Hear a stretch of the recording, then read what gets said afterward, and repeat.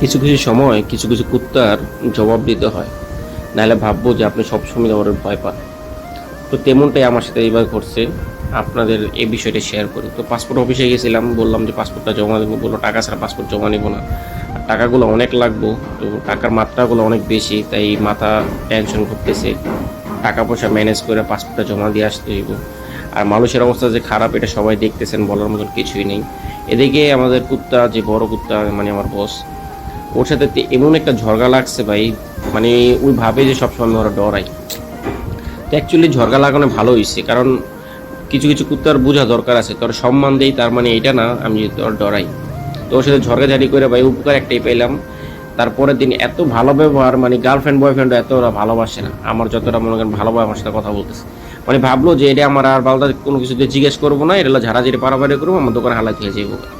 তো যাই হোক ভাই, এই যে গাড়িটা দেখতেছেন, এই গাড়িটা 7টা বাজে আনছে, আমার কাছে রং করতে, যাক রং করে দিছি। অনেক দামি গাড়ি, সুন্দরভাবে রং করছে। আর একজনের বার্থডে ছিল, ওই নাস্তা নাস্তা করাইছে।